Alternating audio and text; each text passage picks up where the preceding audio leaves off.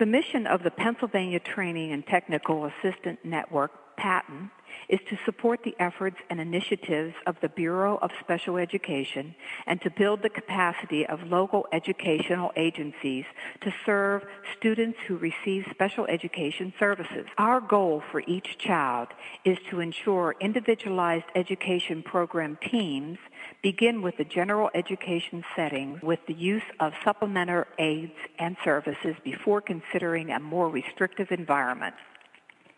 Welcome to Pennsylvania's webinar on the use of response to instruction and intervention as a method for determining specific learning disabilities. My name is Jean Inskip, and I'm a special education advisor with the Department of Education's Bureau of Special Education. My role at the Bureau is to coordinate the RtII SLD approval process.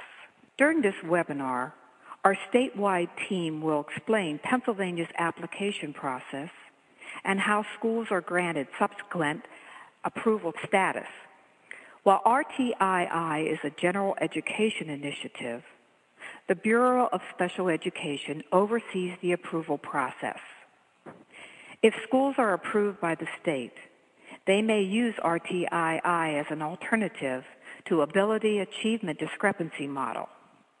Pennsylvania has required schools to complete this application process for the past 3 years. Approval status is limited to elementary level and the category of specific reading disabilities at this time. Before we go into more detail, I should highlight that the RtII SLD notification and overall training process for interested schools is very comprehensive. All school districts receive a notice in October that specifies details for completing the application process, and training is made widely available to include a thorough review of the application and the access to the scoring guidelines. Schools seeking approval status are strongly encouraged to solidify targeted training and technical assistance through their local intermediate unit RtII consultant prior to and during the completion of the application process. The state's primary objective is to ensure that each school applicant is able to show evidence of equitable access to high-quality, standards-aligned instruction and intervention. We ultimately want to have increased confidence that unexpected underachievement has been minimized as a function of improvement to overall instructional effectiveness within general education. While we are endorsing the use of RtII, we are also reminding our districts of the content of the memorandum which came from the OSEP Director's Office in January 2011. The essential message of that memorandum was that districts need to comply with IDEA regulations as indicated in the evaluation of students who may be eligible for special education services. Parents may initiate a request to evaluate their child at any time during the RtII process. The district must conduct an evaluation within 60 days of the request. While the information received from the RtII process can be valuable for the evaluation, the RtII process cannot be used to delay or deny the evaluation from going forward, keeping with the timelines as indicated by IDEA. To date, which is approximately 3 years of piloting the original application process, Pennsylvania has awarded approval status to 25 out of 45 elementary school applicants.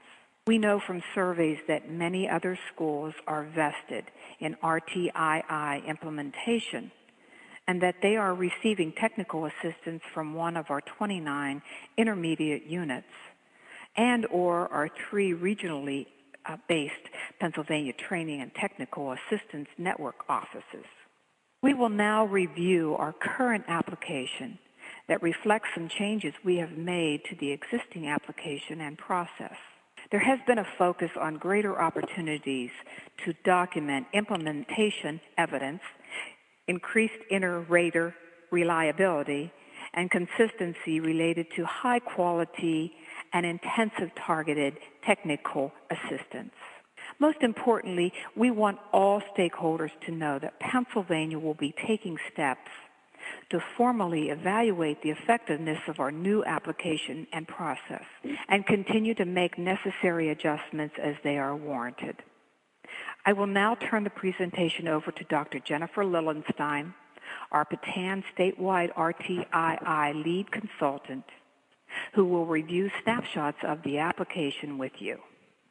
Thanks, Jean. From a statewide training and technical standpoint, it's been well established that SLD identification procedures need to be both student-centered and comprehensive in nature in order to ensure that students with potential learning disabilities are accurately identified. Therefore, general education must assume significant responsibility for implementing sustainable systems-level practices and outcomes.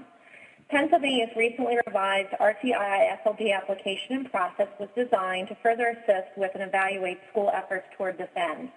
To date, there really has been no systematic process for ensuring that the learning experiences provided before referral for evaluation were appropriate and or typically effective, given a child's age and ability level.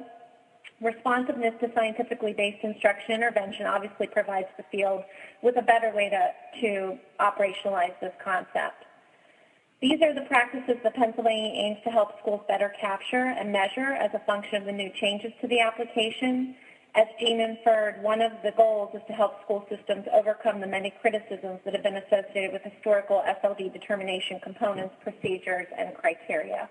Upon receipt of the application that is completed by a core interdisciplinary building team, applications are evaluated for evidence of fidelity of implementation relative to the 9 indicators or components that Pennsylvania has established and that you see here: standards-aligned core curriculum and high-quality research-based instruction, universal screening, shared ownership and sustainable leadership, data-based decision-making, multi-tiered intervention and service delivery system, parent engagement, RtII SLD eligibility determination, central building level leadership, and finally professional development. When the applications are reviewed and scored, 1 point is awarded for each item for which the school provides sufficient evidence. Schools may select and provide evidence from a range of items associated with the 9 indicators that were just reviewed. Generally speaking, there are 6 to 10 items to choose from per indicator. There are 2 indicators that only contain 5 items and 1 indicator that contains 13 items. As indicated, schools must submit evidence for a certain number of items per indicator and then meet the criteria associated with sufficient evidence as per the scoring guidelines. There are a total of 47 items. Schools must earn evidence for at least 38 out of the 47 items that they respond to. Therefore, scores that fall within the range of 38 to 47 will meet with RtII SLD approval status. For schools that are not approved, or for those schools that may have difficulty reaching the 80% criterion within any given indicator, implementation recommendations and resources will be offered for consideration. These are sample application items. For example, under the indicator of Pennsylvania core curriculum and high-quality research-based instruction, you will see 2 of the many possible items that schools may provide evidence for. As shown in the slide for item 1, the school could choose to attach a completed fidelity check associated with core reading instruction, and with item 2 would attach an example of a grade level lesson that meets the criteria specified. This is yet another example of implementation evidence that a school will be asked to provide. Describe the process for establishing cut points to identify needs that warrant provision of Tier 2 and or Tier 3 services under the indicator of universal screening. Jean also referenced that there were a number of objectives associated with revisions to the application and overall approval process. This slide pinpoints those objectives: a need for evidence of research to practice, customization of responses based upon implementation priorities and process, room for error and acknowledgement that RtII implementation towards sustainable practices and leadership is an ongoing process. Before I turn it over to Laura Lem, a fellow colleague and consultant who provides technical assistance from a local intermediate unit, I would like to acknowledge that there is national agreement that we have the availability of better instructional and intervention methodologies than we've ever had before. The issue is getting those methodologies into general practice and classrooms so that we can focus on implementing the most effective practices and then evaluating the extent to which they are working for students, particularly those who are most vulnerable. We believe that Pennsylvania's application overall process, while still in pilot form, offers schools a way to formally evaluate their day-to-day implementation efforts and the extent to which the system is providing students with appropriate learning experiences as states and schools work more effectively toward the integration of science, practice, and policy. Thanks, Jen. Hello, I'm Laura Lentz, Staff Development and Training Specialist for Lancaster-Lebanon Intermediate Unit 13, which is one of many public education service agencies across the Commonwealth and has 22 affiliate school districts. My role is to speak to the issue of technical assistance because of how important it is relative to its impact on high-quality customer service and the field at large. My role, which is IDA funded, is to provide RtII implementation assistance through customized supports based on a school's identified needs and resources. Because Pennsylvania has explicitly identified response to instruction and intervention as a statewide initiative, there are ample opportunities to assist schools with this process. Typically, schools in my region initially request technical assistance to address the development and/or refinement of their local RtI framework under the auspices of school improvement. The technical assistance provided is flexible and varies based on customer requests, capacity, and resources. Since decision-making in a multi-tiered model should include a multidisciplinary team, technical assistance is also distributed across stakeholder groups to build capacity in all team members. Professional development can vary in format, ranging from year-long cohort training teams to on-site mini-skill trainings, or even individual consultation with the teacher during a planning period for guided practice on calculating rate of improvement. As teams develop the capacity to implement all 9 key indicators of Pennsylvania's RtII framework with increasing fidelity, they sometimes consider pursuing state approval to use RtII methodology for SLD determination. Occasionally, implementation teams perceive that they're ready to seek approval when actually only a first order or transactional level of change has occurred. On paper, many established working parts of the framework may have been identified. However, upon critical examination, deeper implementation has yet to be attained and reflected by systems-level indicators and outcomes. At this stage, my role as a consultant is to assist teams in understanding the language and practical implications associated with the quality of the evidence that they'll be submitting as part of the application process. The application can also now serve as a self-evaluation and/or capacity-building tool. Teams frequently need guidance on how to assess the overall system's functioning, as well as individual decision-making regarding responders and inadequate responders. Simply put, teams need to identify evidence that Tiers 1 and 2 are highly effective to set the background context for interpreting Tier 3 data, essentially evaluating the effectiveness of their whole RtII model through closer examination of each tier of support. The journey towards state approval also requires strong capacity in single-case decision-making. It's very common for IU consultants to play a large role in helping teams examine their practices in individual problem-solving for students at Tier 3. Sometimes technical assistance might include helping the school establish what constitutes inadequate response as part of the LEA's decision-making guidelines using a dual discrepancy model. In closing, the role of the external consultant is advantageous in supporting the RtII SLD decision-making process in Pennsylvania through flexible technical assistance designed to meet teams at their developmental stage of implementation. I'm now going to turn things over to Pat Moore, Director of Special Education Services within the State College Area School District, who will speak to district-level efforts. Thanks, Laura. Hello, my name is Pat Moore, and I have been asked to talk about the new revisions to PA's RtII SLD approval process from the perspective of a Director of Special Education in a large rural district. Jean indicated earlier in the webinar that roughly half of the schools that applied for RtII SLD determination using the original process were granted approval, and State College Area School District elementary schools represented some of the initial schools that were approved. This puts us in a unique position of being able to compare the old process with some of the things you are hearing today. From my perspective, the changes within the revised application have several positive implications for buildings seeking to both create and sustain an effective RtII process for SLD identification. These changes include movement away from describing what a building-level RtII process looks like to one where a building team is required to provide tangible evidence of all components of an effective RtII model, including fidelity of instruction and intervention. The application also requires that building teams conduct a thorough analysis and evaluation of their RtII practices and outcomes. The application itself suggests that monitoring of the more technical aspects of RtII implementation is one facet of a continuous feedback loop. There is equal emphasis on the people part of school change, including the monitoring of consensus building, shared leadership, and ongoing collaborative practices.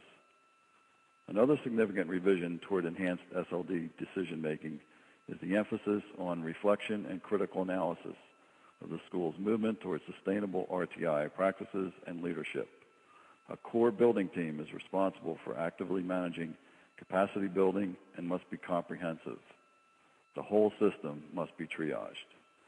From my standpoint, the revised application can serve as a multifaceted tool in that it serves as a solid vehicle and comprehensive roadmap toward fidelity of systems-level implementation and sustainability. A school could readily use this tool to conduct routine monitoring of the effectiveness of its RtII model. For example, in reviewing the enhanced indicators and descriptors associated with the parent engagement component, a school could document and or further develop substantive trainings for parents to increase awareness and become actively involved in the RtII process. From my standpoint as a special education director, the RtII process requires that our buildings organize a continuum of human and material resources that are robust, prevention-oriented, and inclusive from the start.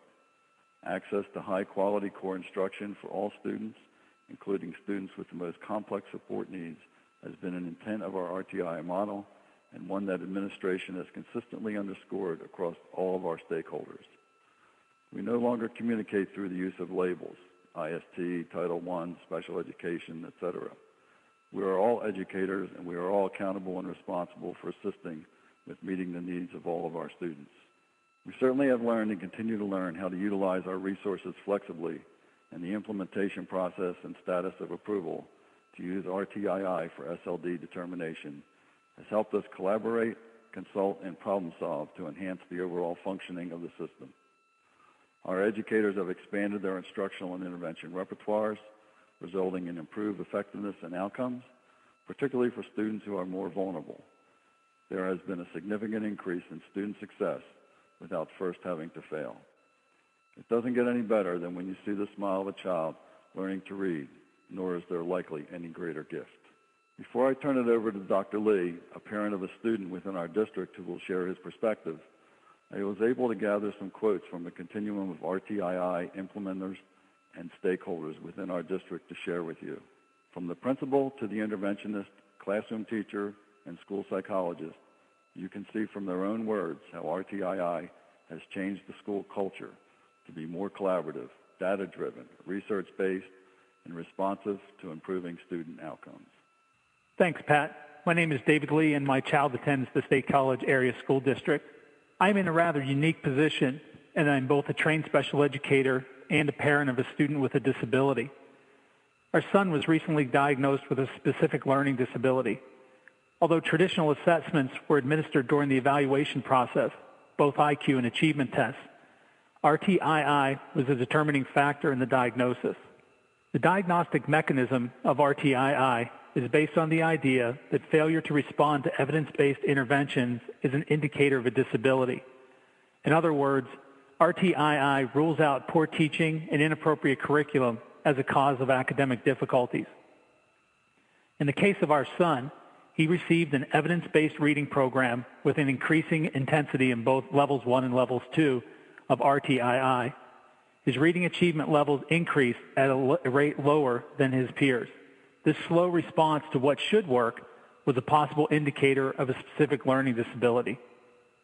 From a parent's perspective, there are several advantages of RtII. First, there's a tangible focus on intervention. As parents, we appreciated the focus on intervention that is inherent in RtII. Traditional assessments that serve as gatekeepers for special education are just that, gatekeepers. For example, knowing our son's IQ and general level of achievement told us something about learning, but it did not tell us about specific behaviors that he needs to improve upon. RtII focuses on key academic behaviors that are then linked to intervention. So then, the assessment that serves as the gatekeeper is the same assessment used to monitor progress toward important goals. This clean linkage between initial assessment, progress monitoring, and intervention makes the process inherently more understandable than other methods used to establish eligibility. The second advantage is that there are no surprises regarding achievement. The RtII process is one of parent involvement. We felt as though we were well informed of our son's progress all along the way. We were given data collected during both Level 1 and Level 2 interventions, so the need for additional services came as no surprise. We felt as though all intervention options were exhausted prior to his qualifying for special education services. This is a key point because parents need to know that no stone is left unturned along the way. Finally, RtII is grounded in general education curriculum. All parents are concerned that their child will somehow be viewed as different when special services are involved. The focus on the general education curriculum and corresponding Commonwealth standards help prevent these issues. We're very pleased that our son was learning the same skills as his peers. Because of this focus on the general education curriculum, our son will not be excluded from potential educational opportunities in the future based on differences in types of skills learned. Given these advantages, I believe that there are 4 areas schools should consider to help empower parents. First, explain the RtII model to parents. If typical instruction is not working for a child, as shown through data, it is easy to see that something different is needed in order for a child to progress like their peers. The model is intuitive. Take advantage of this part of the model. Walk parents through the process. Second, teach the meaning of graphs to parents. In the discrepancy-based system of diagnosing students, parents rarely understand the test scores. Because of the skills-based evaluation used in RtII, parents have the opportunity, with training, to understand the data. The ability to understand school speak is very empowering. School personnel should take the time out to orient parents to the idea of graph data. Third, recruit parents to help out with teaching. Parents, when possible, should have the opportunity to help out. Provide parents with very specific tasks to help their child. The focus on specific behaviors lends itself to help from others. Finally, be patient. Even with good instruction and support, learning can be slow. Learning a new task is very difficult, particularly for kids with learning difficulties. The learning disability does not go away. We just find ways around it. Have patience. Thank you, David. That was very enlightening and a much-needed perspective. My name is Kay Lipsett, and I currently serve as the Executive Director for Pennsylvania's Parent Education Network, or PEN.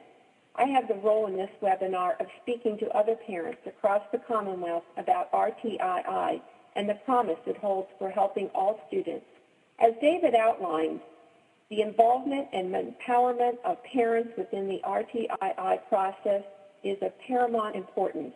Historically, Pennsylvania has consistently recognized the value and importance of informing, educating, and including parents of children with and without disabilities.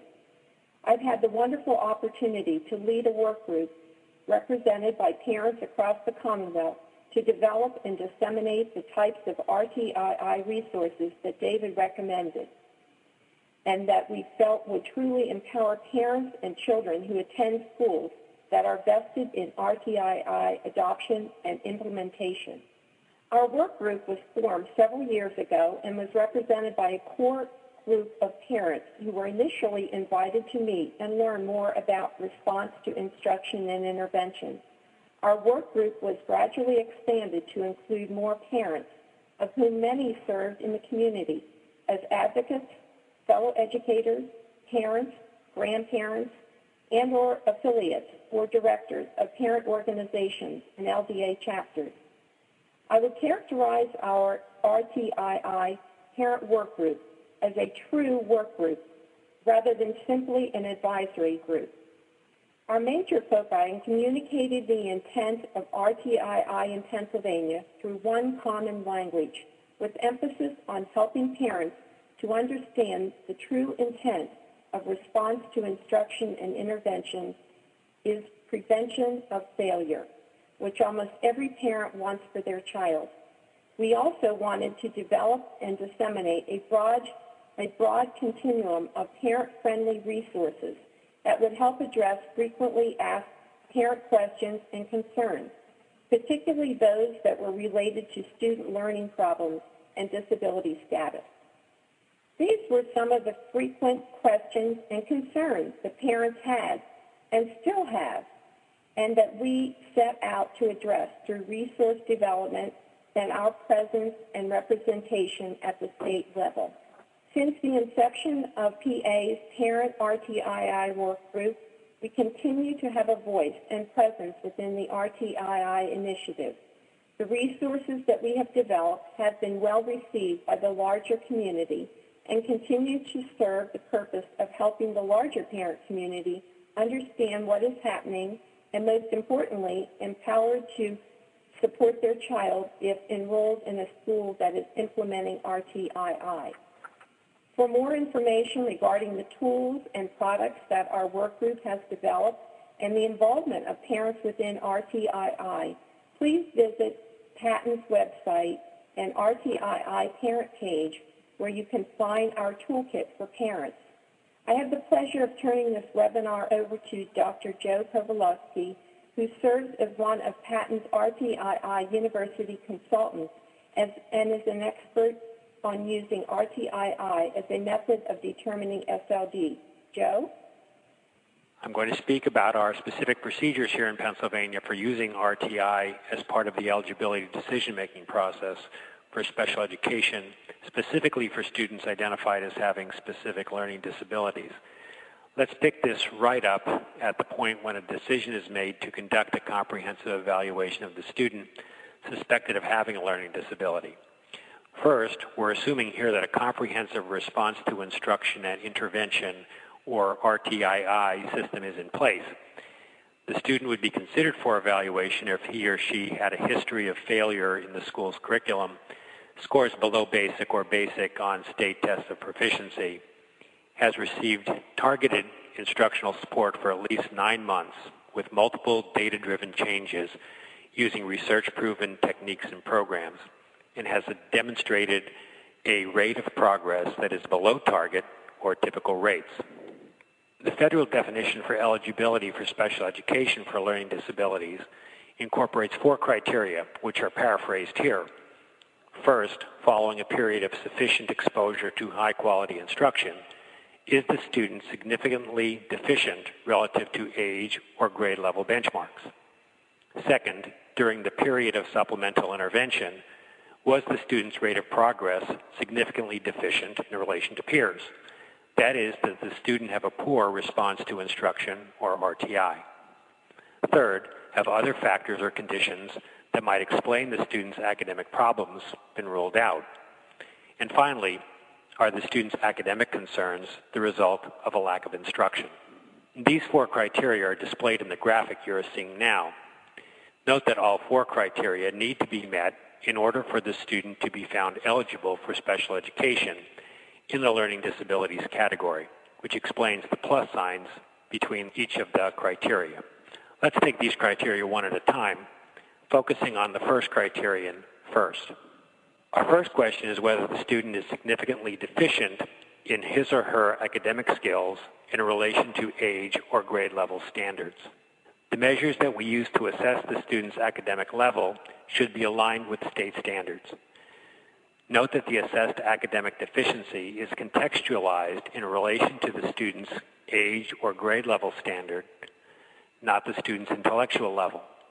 The traditional approach to assessing students with learning disabilities that involves the assessment of the discrepancy between the student's intelligence or IQ and their academic achievement is not required when using RtI. Our second criterion is really the essence of the RtI process, in which we assess the student's rate of improvement or rate of progress. As depicted in the graphic, federal law allows for the use of RtI in lieu of an assessment of the ability achievement discrepancy that has been historically used.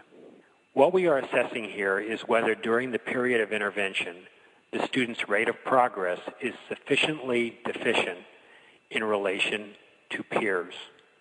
Students who are eligible for special education are those whose rate of progress is significantly below our expectations. We assess the student's rate of improvement through a process called progress monitoring. Progress monitoring is an essential tool for RtII.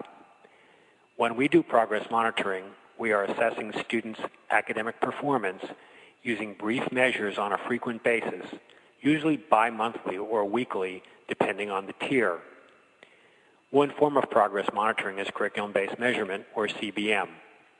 Other forms of progress monitoring include computer-based applications. An essential feature of progress monitoring is graphing the student's data. We use these graphs to quantify the rate of the student's improvement, which indicates their level of responsiveness or non-responsiveness to intervention. Here's an example of a progress monitoring graph that indicates the student's rate of progress, indicated by the trend line in relation to the goal that has been set for the student. As you can see, the student is making good progress in relation to the goal and can be considered to have an appropriate response to intervention. Here's an example of progress monitoring data for a student who is not responding well to intervention. Notice that the student's trend line is well below the goal line that has been set. Students who are eligible for special education using the RtII format would display this type of lack of progress and also show an overall level that is significantly deficient in relation to age or grade level standards, that is, Criterion 1. Our third criterion involves ruling out other conditions or factors that might otherwise explain the student's lack of academic progress. As you can see, we are now at the first of the exclusionary procedures in assessing specific learning disabilities. The assessment team's task at this point is to make sure that the academic problems are not the result of a visual, hearing, or motor disability, intellectual disability, emotional disturbance, cultural factors, environmental or economic disadvantage, or limited English proficiency. The assessment team needs to screen or evaluate all of these areas. Our final criterion is another rule out, this time to check the possibility that the student's academic problems are the result of a lack of instruction rather than a learning disability. What we are asking here is essentially if the student has been provided with appropriate instruction and sufficient intervention in order for learning to occur. Here it is on our graphic. In this step, the evaluation team here needs to ask a series of questions, including, is a standards-based curriculum in place? Is it based on scientific research? If a scientifically validated curriculum is in place, is there evidence that it is being delivered with a sufficient level of fidelity? Has the student been provided with individualized supports in the general education classroom? Has the student been provided with scientifically based, targeted small group instruction? If the team determines that a student's problem has been caused by an ineffectively delivered instructional program, the student may not be identified as having a learning disability. As we described earlier, all of the criteria must be in place for the student to be identified as having a specific learning disability and to be provided with specially designed instruction, that is, special education.